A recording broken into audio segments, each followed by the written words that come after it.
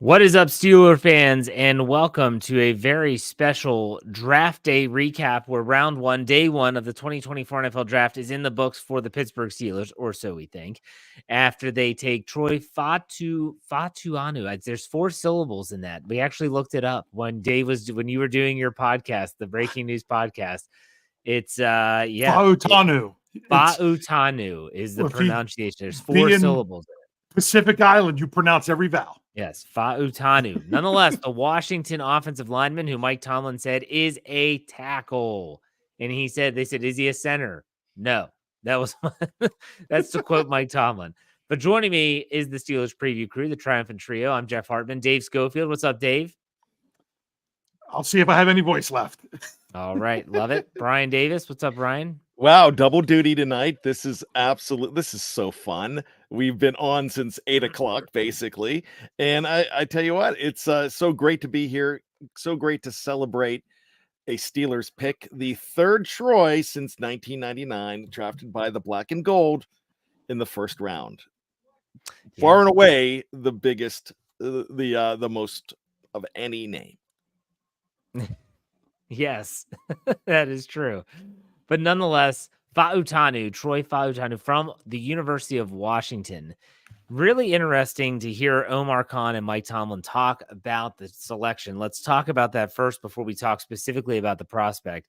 The process does matter, in my opinion. And when Omar Khan said, people were calling, and they just did not want to move off of him, who they said was their highest rated lineman on their board, maybe their highest rated player on their board, that they within reason, some of the other tackles they knew weren't going to be there probably when they drafted at 20. And I think Omar Khan said the 10 minutes prior to the selection, when the Steelers took him 20th overall, meaning when the LA Rams were on the clock at pick 19, Omar Khan said they were the very long 10 minutes of his life. And even Mike Tomlin said, yeah, he was wearing me out. So nonetheless, the Steelers get their guy. They had offers to trade back, and instead they said, no, we're going to stay where we are. So, Dave, what did you think about the process? It seemed to work out for Pittsburgh, didn't it? I was saying for a while that I didn't want the Steelers to take the 20th best guy. I wanted somebody who you didn't think would be there to be there, and they could get him. Not only that, I feel there were multiple players that I did not expect to be there at 20 that the Steelers could have taken. So they weren't settling for anything. I like that they had multiple options because so many quarterbacks went off, and then other positions were being taken that the Steelers weren't interested in. Like there were enough edge rushers that went, the tight end went, defensive tackle. I didn't know if the Steelers were going to go there in the first round. So all those positions went. So there were so many options for them. And I would have been completely fine if the pick would have been like a Graham Barton for center or something. Then you had the opportunity to get Quinyon Mitchell. But no, they wanted Troy Fautanu more than any of those guys. So they really got to take someone that they loved in that spot. And if you listen to Mike Tomlin's press conference, you could tell they loved the pick. That was a guy they weren't even considering messing with. And even though they could have other good options that they traded back, missing out on the opportunity to get him without even having to trade up. Yeah. Bryan, the process seemed to work out, although a lot of people might be disappointed. Quinyon Mitchell was still on the board. I believe Terry and Arnold was still on the board. So some quality defenders. Nonetheless, the Steelers stick to their guns. They take an offensive lineman. What's your take? We have a mentality as Steeler fans, and sometimes I do too. It's always the opposite of what happens. Whoever you pick, there's some, but they could have had him, of course. But when you listen to that press conference, you feel a little bit better about it. And if you listen to Monday's press conference, you heard, look, we do not want to pass up on a great player. And I feel that they think they got a great player here. And the way they evaluate talent, you can't really dismiss it. I feel pretty good about Omar Khan so far in the early goings, and this is draft number 2. I really like this. And you got to thank teams that get a little bit hasty and crazy with their drafting, like Atlanta, like Denver, because I don't think Troy Fautanu is there if you don't have 6 quarterbacks go. Yes, and this is something that when I was talking to one of our sources in the building earlier this offseason, he said the Steelers think that it's going to get silly with the quarterbacks, and they were right. With Michael Penix going to the Atlanta Falcons, Bo Nix going, JJ McCarthy going to the Vikings, all of a sudden 12 picks in, and we've seen 6 quarterbacks. So a lot of talent has been pushed down. I will say this. A lot of people were disappointed that, Bryan, what was his name? Thomas? Is that his name, Junior? The wide receiver from LSU? Is that his name? He was still available. I mentioned Quinyon Mitchell. A lot of fans are already kind of disappointed that they didn't get one of those 2 guys. And I get it. Players on the outside, they are the players that typically have the flash. It's what people want. I've been saying this. I said it all throughout our early live stream that we did. For crying out loud, the Steelers needed to fix the line. They needed to fix the offensive line. I still think they need to fix the defensive line as well. So when they made this selection, I was fine with it. He has position versatility. The dude's tough, plays hard, grew up a Steeler fan. Might not matter to you. I like that. I like that guy already has that vibe of, oh my gosh, I love this team. I love this organization. And so he grew up idolizing Troy Polamalu as a Polynesian. So really, really interesting. But Dave, let's talk about the pick itself, not so much the process. They take Fautanu. What do you like about it? And is there any hesitation or anything you might not like about it? Well, I just wasn't sure where they were going to play him, because I thought perhaps the Steelers were that team that thought he was the best center in the draft, just because they brought him in and met with him and had some things that they wanted to check on. I'm fine with him being a tackle. I really am.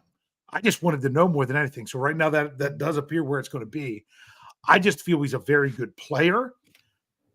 We took him in the FFSN mock draft because he was there, and we're we can't pass him up. I lobbied hard for him. I'm really glad they didn't take a wide receiver. I just got to say that. Because I think they can get ones that are close to as good probably tomorrow. Okay. I just Bryan? I like how much they love him. They really like what they have in him, and that's what I think. All right. Bryan, what's your take on the pick? Absolutely. And now if you watched the live stream, of course, one of my draft crushes was Quinyon Mitchell. Loved him, but I was not disappointed with this pick. In fact, I'm ecstatic about it. And the reason I am is I love the fact, and I like how Dave said he loves how they love him. But this just seemed like the pick the last couple of weeks. The Barton train kind of came to a little bit of a stop. And now I'm looking at the live chat. I'm looking on Twitter. A lot of people are saying now they're going to have to trade back into the maybe they need to trade in the first round. It doesn't sound like that's going to happen.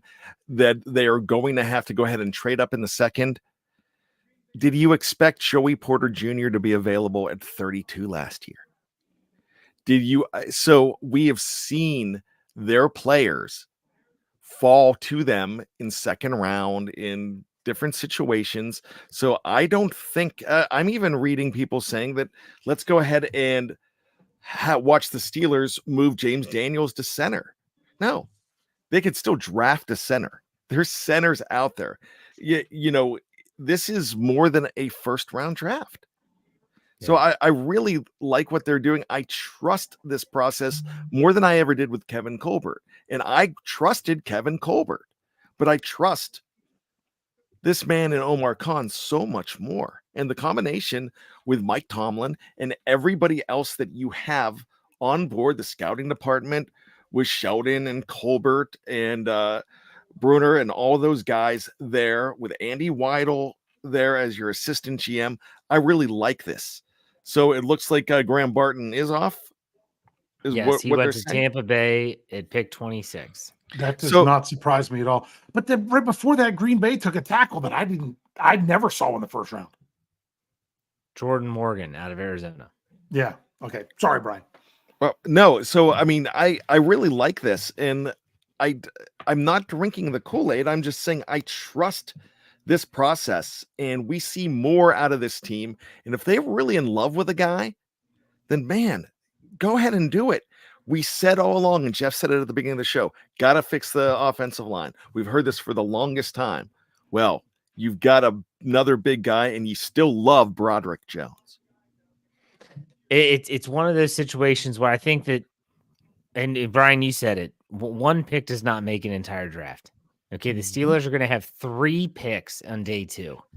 Will they make 3 picks? I don't know. Maybe they'll package a 3rd round pick, the last pick of the 3rd round or close to the last pick of the 3rd round, and move up in the 2nd round to get a Jackson Powers Johnson or a Zach Frazier or someone like that. Or maybe they'll wait for Van Pran and later in the 2nd round. I don't know.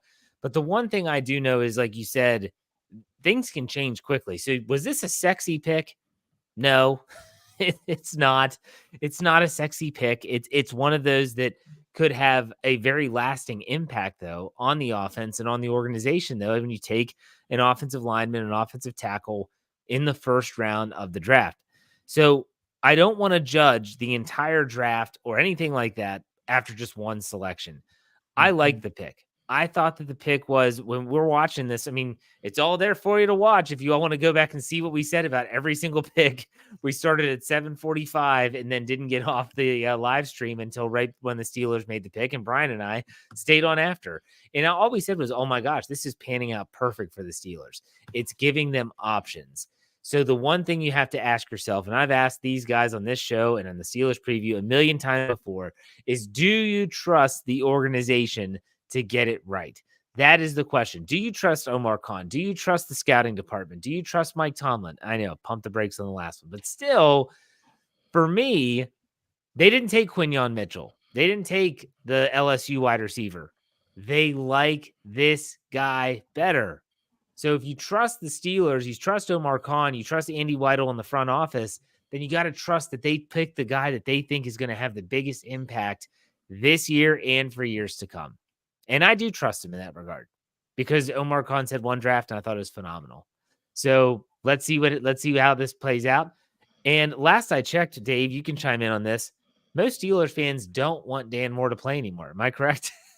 Yeah, I mean that's the thing. So you draft fans the are like, tackle, oh, and now so they're they like, draft "This someone sucks." that would get him off the field, and then now they're upset because of the things that were there. But Yeah.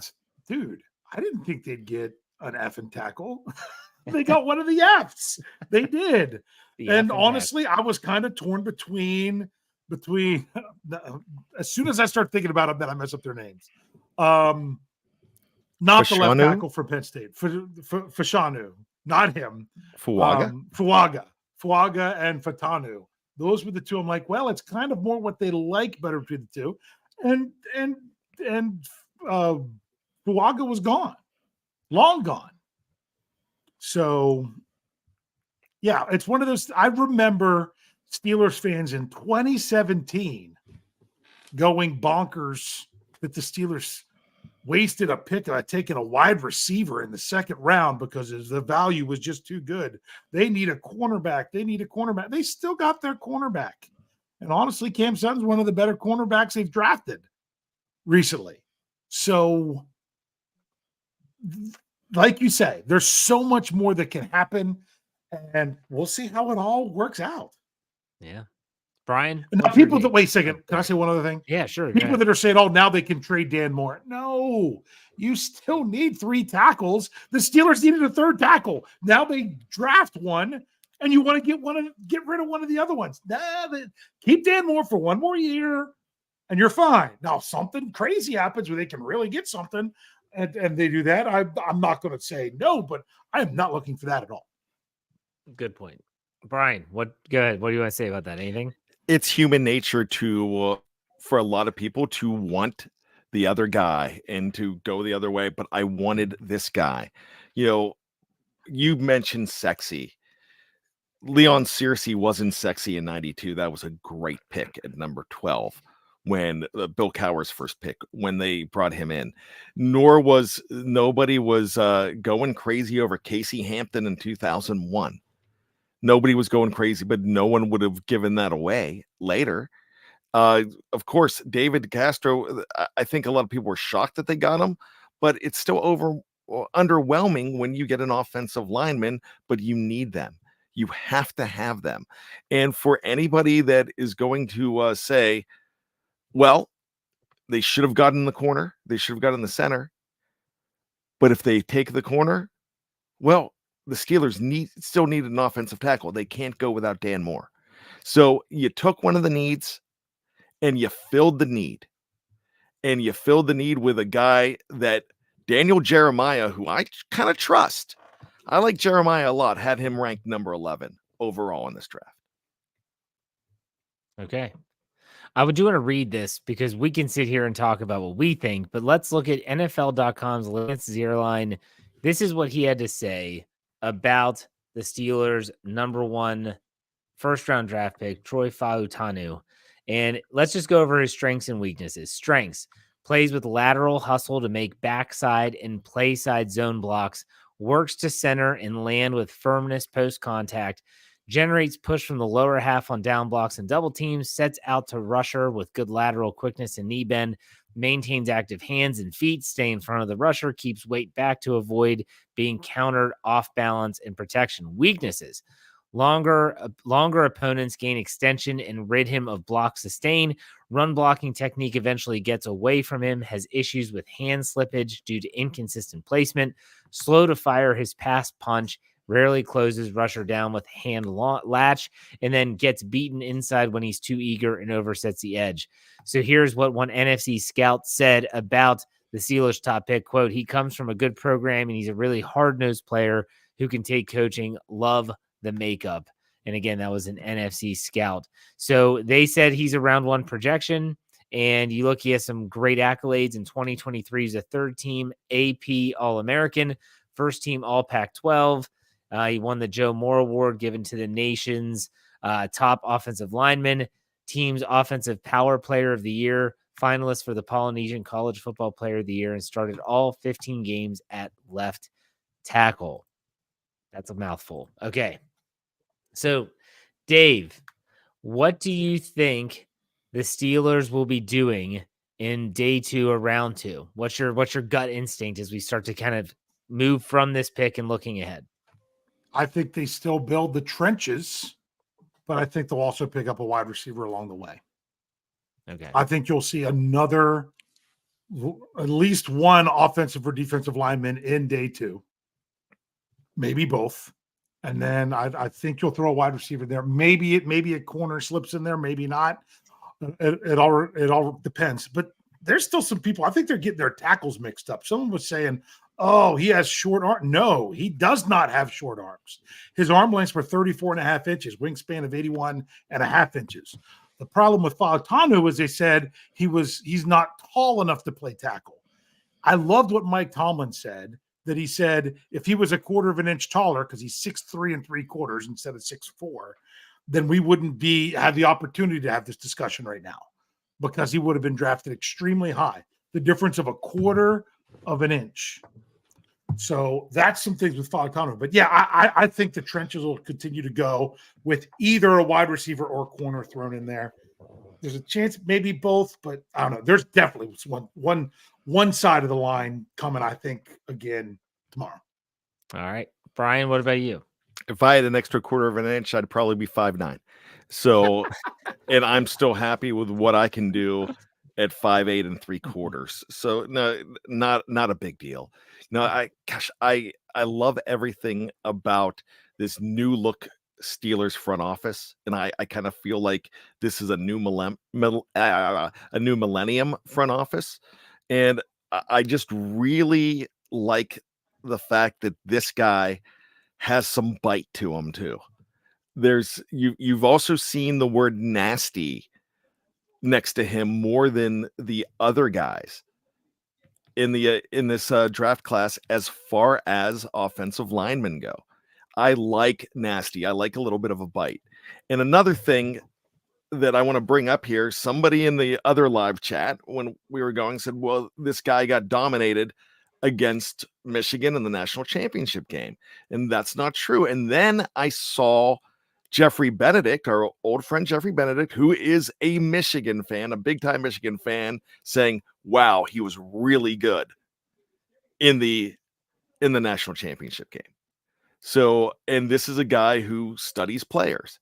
So I that's something that I like to hear as well. I really think they got it right here. And time will tell, of course. But again, and I've said this already in the show, you still love Broderick Jones. Now the question is right tackle, left tackle, it doesn't matter. You've got 2 tackles probably. And you have 2 first-round tackles, and this is what you want from this team. I get the feeling, and our own coach KT Smith said, man, he's a mauler. Like, the Steelers are going to go medieval on opposing teams this year.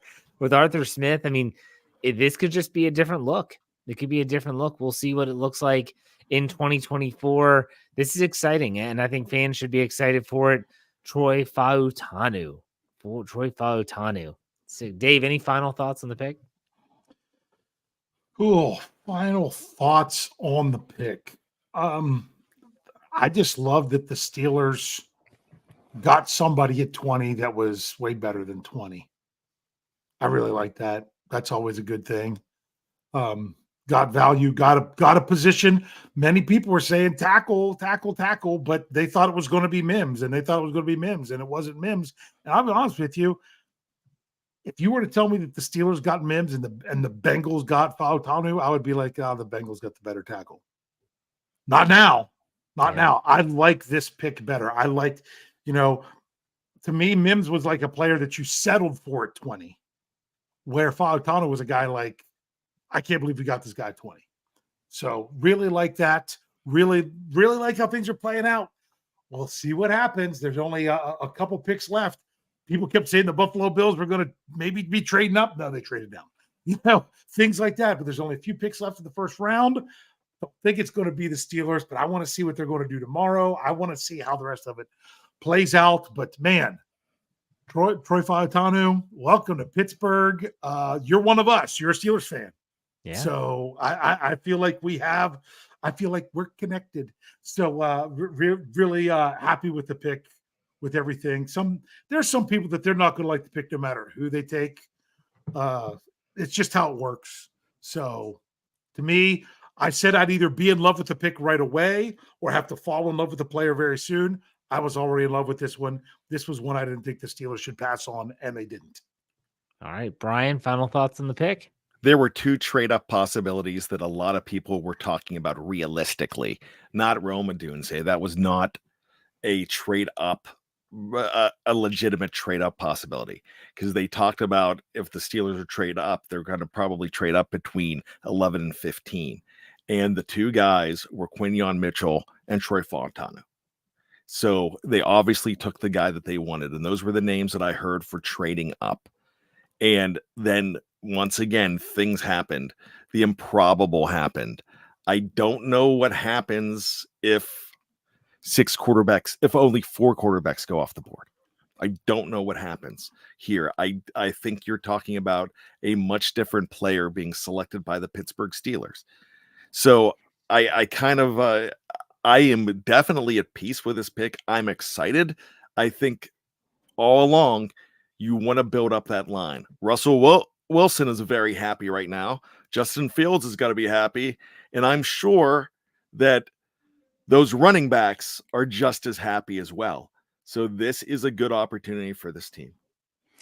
Yes, you can hear a lot of our coverage. I want to take a few minutes to kind of outline that. So tomorrow, you can hear all these podcasts also on our audio only platform. So wherever you get your podcast, Apple, Spotify, etc., you search Steelers or Steel Curtain Network. We're there.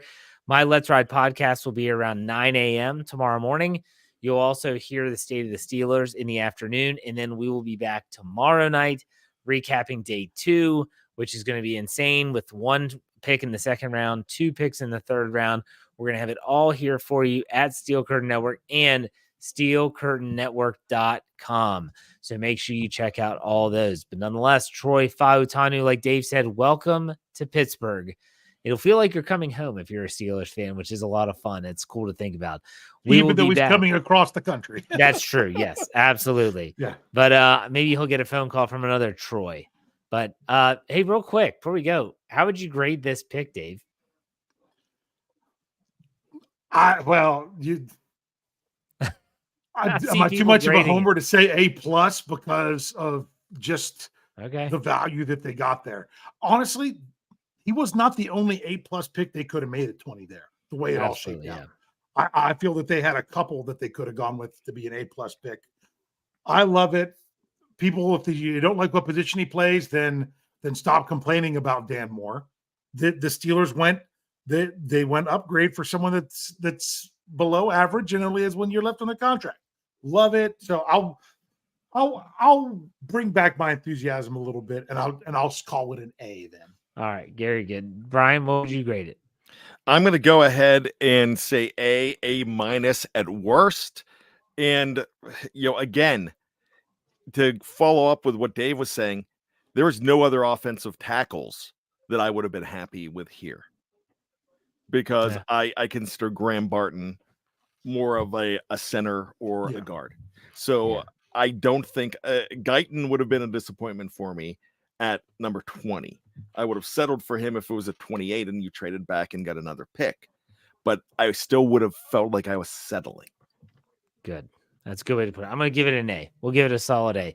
Make sure you check us out, steelcurtainnetwork.com. Fansfirstsports.com is where we're part of the Fans First Sports Network.